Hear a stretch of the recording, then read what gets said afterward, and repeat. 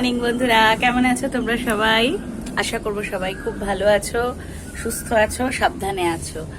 আর আজকে হচ্ছে সোমবার, 11ই মার্চ, আর এখন বাজে সকাল 8টা। এই কিছুক্ষণ আগে থেকে ভিডিও শুরু করেছি। জামা কাপড় কাঁচা হয়ে গেছে। সকালবেলা আমি প্রায় 6:15-20 উঠে পড়েছি। সকাল সকাল উঠলে দেখবে কাজে বেশি মানে একটা আয় দেখা যায়।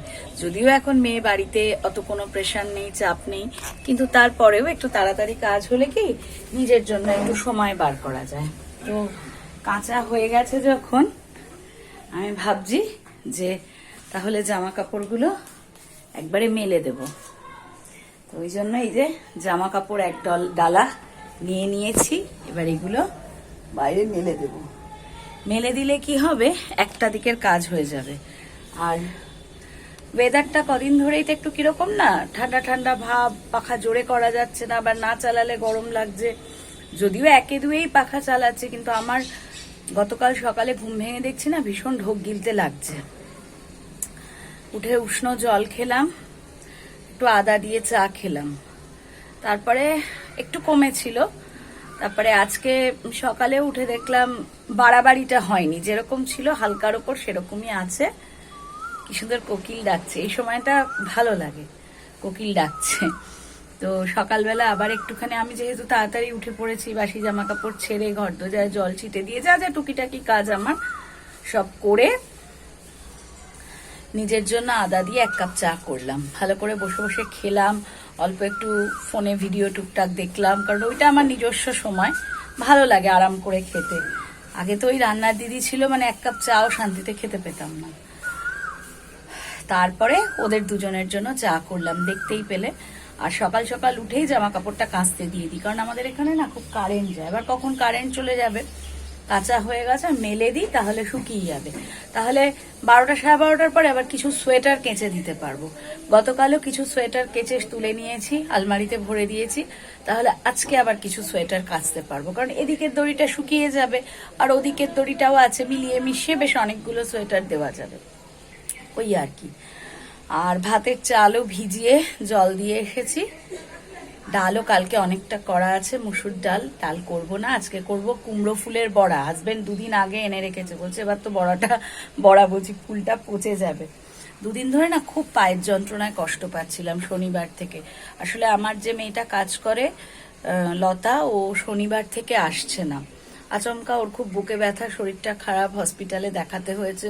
শনিবার হঠাৎই ফোন করে বলেছে 10:30টার দিকে যে আজকে যেতে পারছি না, এরকম অবস্থা। না হলেও এরকম করে না। যাই হোক, এবার অতগুলো বাসন পড়েছিল, তো আমাদের তো অভ্যেস নেই অত বাসন মাজা, ঘরের কাজকর্ম করা। কালকেও গোটা দিনও আসেনি, তারপরে মানে জানিয়েছিল আসবে না। তারপরে কাল রাত্রে আমি ফোন করলাম, আর দুপুরেও কাল খেয়ে সব বাসন মেজে রেখেছি, যে বাই চান্স যদিও না আসতে পারে, আমার অনেকটা চাপ পড়ে যাবে। তারপরে কালকে রাত্রে ফোন করলাম, বলল যে আজকের দিনটাও একটু ছুটিও যদি পেতো ভালো হতো, শরীরটা সেরেছে, পুরোপুরি এখনো সুস্থ নয়। তো দেখো, একটা মানবিকতারও তো ব্যাপার থাকে। আমার যতই কষ্ট হোক, আসবে একটা মানুষ অসুস্থ শরীর নিয়ে, করবে, তারপরে আবার অসুস্থ হবে 2 দিন পরে। ওই জন্য আমি বললাম ঠিক আছে, আজকের দিনটা রেস্ট নিয়ে নাও, আর কি করা যাবে। আর দেখতে পাচ্ছ একটা ওই যে হাজারি জবা গাছে ফুটেছে, আর এইখানে একটা হলুদ জবা আধ ফোটা হয়েছে, এখনো পুরো ফোটেনি, পরে তোমাদেরকে আমি দেখাবো। গরমকাল পড়ছে তো আস্তে আস্তে 2-4টে করে জবা ফোটে এখন। হাজবেন্ডকে বললাম বাজার যাবে, অল্প 10 টাকার ফুল নিয়ে আসবে। এই গাছে 2টো ফুল দিয়ে ঠাকুরকে দেবো, শুধু রোজকার হিসেবেই এখন থেকে 10 টাকার করে ফুল নিয়ে আসবে। ফুল বললে না, এতগুলো উল্টো পাল্টা পচা ফুল, পাতা পুতা দুনিয়া দিয়ে রাখে। আমি বললাম বুঝে বলবে, কয়েকটা গেঁদা ফুল, কয়েকটা জবা ফুল, 2-4টে পরিষ্কার বেলপাতা। ও অতক্ষণ দাঁড়িয়ে সময় দিয়ে বলতে চায় না, ওরা যা গুছিয়ে দেয় নিয়ে চলে আসে। যাক, চলো কাজগুলো করতে থাকি, সঙ্গে থাকো, দেখতে থাকো।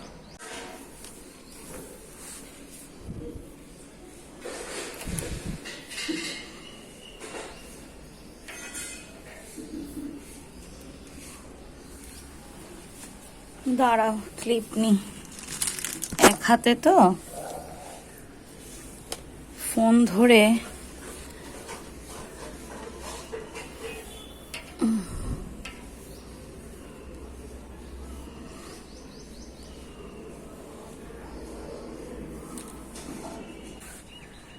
সব জামা কাপড় কাচা হয়ে গেছে, মেলাও হয়ে গেছে। এটা একটা কাজ, এই যে এখন মেলে দিলাম না, মোটামুটি সব 11:30 12টা 12:15টার মধ্যে খটখটে শুকিয়ে যাবে। তারপরে কি অন্য কিছু আবার কেচে মেলা যাবে, এই আর কি। আর তোমাদের এখানে একটা জিনিস দেখাচ্ছি, আমার নীলকণ্ঠ গাছটা না মরে যাচ্ছিল অনেকদিন হয়েছে, মানে সাদা অপরাজিতা ফুল ফুটতো, যাদের মনে আছে তারা হয়তো জানবে। তো দেখো এখানে যে ঝোপ মতো হয়েছিল সেগুলো সব কেটে পরিষ্কার করে দিয়েছি, কিন্তু এই গোড়াটা আমি তুলিনি। এখানে একটু চাল ধোয়া ডাল ধোয়া জল টল দিই, গোড়াটা থেকেই দেখো কি সুন্দর আবার কচি কচি পাতা বেরিয়েছে। এই আর এই হলো আমার রাম তুলসী গাছ। এই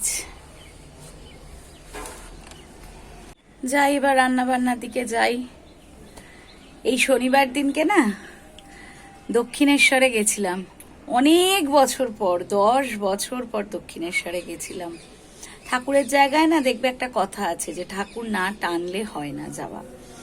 তো 14 সালে গেছিলাম, তারপর থেকে আজ যাব কাল যাব, এটা ওটা সেটা নানান করে আর হয়ই না। আর আমার এই মধ্যমগ্রামের দিক থেকে তো দক্ষিণেশ্বর খুব বিশাল দূরত্ব নয়। তো এবার আমি ভেবেই রেখেছিলাম যে মেয়ের পরীক্ষা হলে সবার আগে একদিন দক্ষিণেশ্বরে যাব মায়ের কাছে। তো শনিবার দিনকে হাজবেন্ডকে শুক্রবারই বলেছিলাম যে এই শনিবার যাবো, তাহলে শনিবার আমরা নিরামিষ খাই, কিন্তু সকালটা যাওয়া হয়নি আর কি। আমরা প্ল্যানই করেছিলাম যে বিকেলের দিকে যাব। ওই বাড়ি থেকে 3:30 পৌনে 4টায় বেরিয়েছি, 4:30টার মধ্যেই পৌঁছে গেছি, মানে 5:45টার মধ্যে আমাদের পুজো কমপ্লিট। লাইন হয় সবকিছুই, কিন্তু তারপরেও খুব সিস্টেমেটিক্যালি হয়। তো 3 দিক থেকে লাইন হয়, একটা ডান দিক থেকে, একটা বাঁ দিক থেকে, একটা মাঝখান দিয়ে।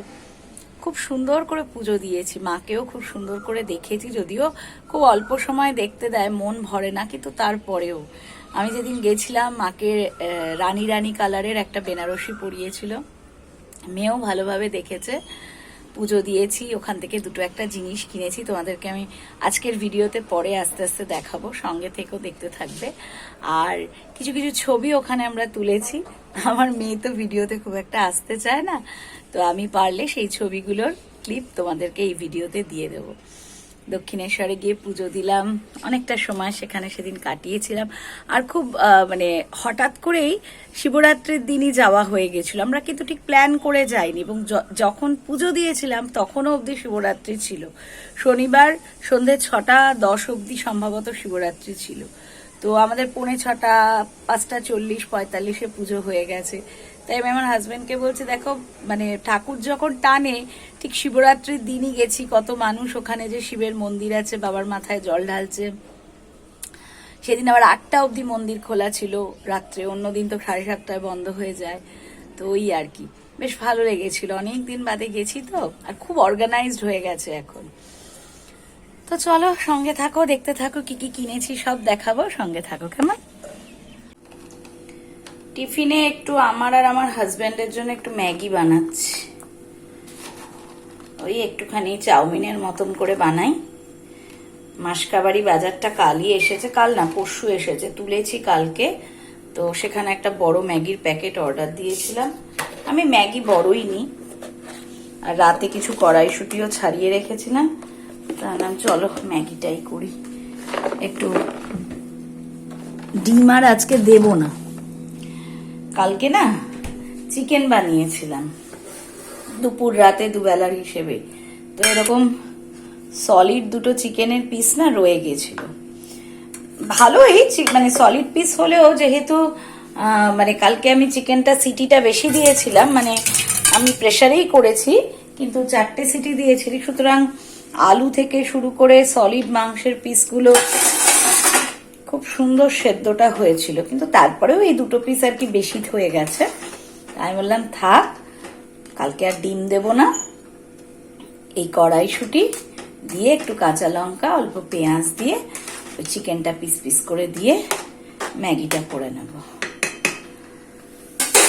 তো ম্যাগিটা বয়েল করতে বসিয়ে দিয়েছি, আর এদিকে এখন এই যে চা খেয়ে চায়ের বাসন পড়ে আছে, ধুয়ে নেব। আমার টিফিন খাওয়া হয়ে গেছে বন্ধুরা, হাজব্যান্ডের জন্য প্লেটে তুলে রেখেছি, কারণ ও বলছে একটু পরে খাবে, আর আমার আবার কড়াইটা লাগবে, এই যে কড়াইটা ভিজিয়ে রেখেছি সেই জন্য। আর অল্প 8 টুকরো আলুর দম করব শুধু রাতের জন্য, কারণ এবেলা চিংড়ি মাছ আছে, উচ্ছে আলু সেদ্ধ দেব, কুমড়ো ফুলের বড়া করব, সব দিয়ে হয়ে যাবে। রাত্রেবেলা কিছু থাকবে না, শুধু থাকবে চিংড়ি মাছ, ওই জন্য একটু আলুর দম করব। আর প্রেসারেই করছি, এই যে অল্প তেল দিয়ে নিয়েছি তার মধ্যে, আর এখানে যে টমেটো কেটে নিয়েছি, গোটা গরম মশলা তেজপাতা ফোড়ন দিয়ে টমেটো দিয়ে আলু দিয়ে একটু হালকা নাড়াচাড়া করে মশলাপাতি দিয়ে প্রেসারেই আলুর দম বানাবো। ও কড়াইশুঁটিটা বার করে রাখি, এই যে তাড়াতাড়ি হবে। গরম হয়েছে? হ্যাঁ। কি বলতো, একা হাতেই তো সব কাজ করি, যদি রান্না বান্না করে একটু সময় না বার করতে পারি তাহলে ঘরের এক্সট্রা কাজগুলো করতে পারি না। মেয়ের বইয়ের আলমারিটা গুছানো দরকার, জামা কাপড়ের আলমারিটা গুছানো দরকার, এগুলো থেকেই তো সময় বার করব, তবেই তো গুছাবো।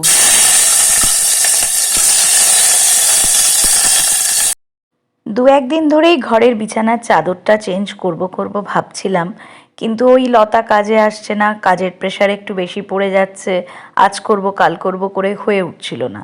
তো আজকে ভাবলাম যে না, রান্নাঘরের দিকটা যখন মোটামুটি সব সামলে নিয়েছি আর মোটামুটি ঘরও ঝাড় দিয়ে নিয়েছি, ঠাকুর ঘরটা পুছে নিয়েছি, রান্নাঘর মুছে নিয়েছি, বিছানার চাদরটা চেঞ্জ করে নিই।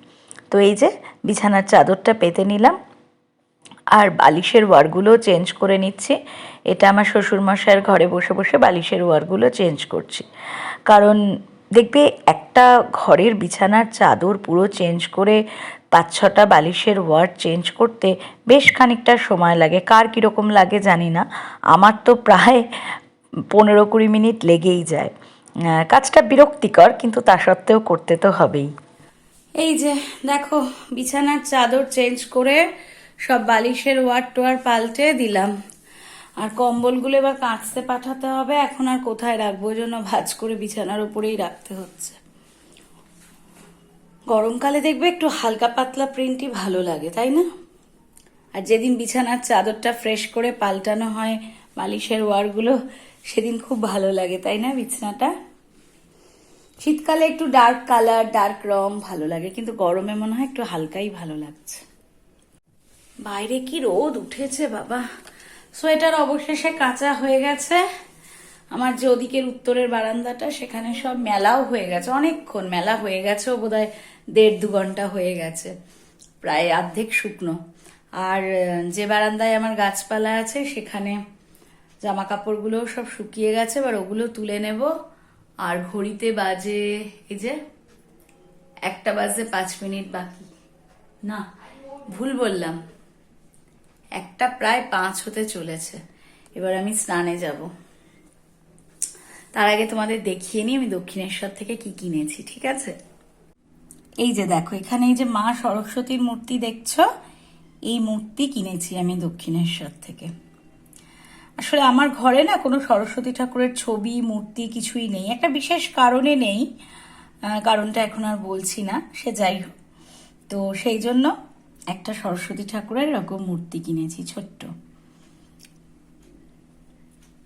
গণেশ ঠাকুরের পাশেই বসিয়ে দিয়েছি, আর এখানে রাধা কৃষ্ণ ছিল ছোট্ট, রেখেছি। আর একটা জিনিস কিনেছি, তোমাদের দেখাচ্ছি। দেখো, এই মূর্তিটা কিনেছি, তোমরা যদি জানো তো বলো, আমি জানতাম না। একে বলা হচ্ছে চিন্তামণি, আমি সত্যিই জানতাম না। মার্বেল ডাস্টের তৈরি, ভীষণ সুন্দর লেগেছে আমার দেখে, তো এইটা কিনেছি। দাম চেয়েছিল 400, না 450, দরাদরি করে 300-তে নিয়েছি। ভীষণ সুন্দর। আমি তো ভেবেছিলাম বুদ্ধদেব, কিন্তু আমাকে যিনি দোকানদার তিনি বললেন না, চিন্তামণি। আর চিন্তামণি বিষয়টা কি সেটা আমি তোমাদেরকে বলছি। চিন্তামণি বিষয়টা হচ্ছে যে আমিও জানতাম না, বললেন যিনি দোকানদার তিনি বললেন যে চিন্তামণি হচ্ছে ঘরে রাখলে যে অহেতুক চিন্তা ভাবনা সেগুলো দূর হবে। তো ভালো লেগেছে, নিয়ে এসেছি। পরে আমি গুগল করেছি, তোমরা হয়তো অনেকেই জেনে থাকবে কিন্তু আমি জানতাম না। পরে আমি গুগল করেছি এবং গুগলে দেখলাম সত্যি চিন্তামণি হচ্ছে মানে গণেশ ঠাকুরের আর এক রূপ। ব্রহ্মা যখন খুব অস্থির ছিলেন, খুব রেসলেস ছিলেন, সেই সময় নাকি গণেশ ঠাকুর ব্রহ্মার যাবতীয় চিন্তাকে নিজের মধ্যে নিয়ে নিয়েছিলেন এবং ব্রহ্মাকে রিলিফ দিয়েছিলেন। তো তাই জন্যই গণেশ ঠাকুরের আর একটা রূপ হচ্ছে চিন্তামণি। এবং ইন্টারনেটেও দেখেছি, মানে গুগলেও দেখেছি যে চিন্তামণিকে তুমি যদি বাড়িতে রাখো তোমার চিন্তা ভাবনা অনেক কম হবে। তো কোনো কিছু না জেনেই আমি রেখেছি, ভালো লেগেছে বলে। তো পরে দেখলাম গণেশ ঠাকুরেরই আর এক রূপ। তো এই দুটো জিনিস কিনেছি, আর সঙ্গে ঠাকুরের দুটো পাতন বস্ত্র কিনেছি, ছোট ছোট। ওই পাতন বস্ত্র ঠিক নয়, আলাদা করে বসায় না লক্ষ্মী ঠাকুরকে, গণেশ ঠাকুরকে, আমারও আছে। তো এটা পদ্ম ফুলের মতন শেপে পেলাম, ওরকম কিনেছি দুটো। আর একটা ছোট্ট কর্পূর দানি কিনেছি, ওই যে কর্পূর দিয়ে আরতি করে না, ছোট্ট 100 টাকা দিয়ে। আমি যখন পুজো দেব তোমাদেরকে যদি সম্ভব হয় দেখাবো। তো চলো আবার পরে তোমাদের সঙ্গে আসছি। হ্যাঁ, স্নান করে চলে এসেছি। এই যে আজকের পুজোর ফুল এনেছে। আর সেদিন এই যে দক্ষিণেশ্বরে গেছিলাম না, ডালা নিতে হয় না, এই সাজিতে করে ডালা করে দিয়েছিল, যে দোকানটাতে গেছিলাম, ছোট্ট সাজিটাও দিয়ে দিয়েছে। তো এটা করে নিয়েই যাচ্ছি। গাছের ফুল দুটো আছে, তুলবো, আর সঙ্গে আজকের ফুলটা রাখবো।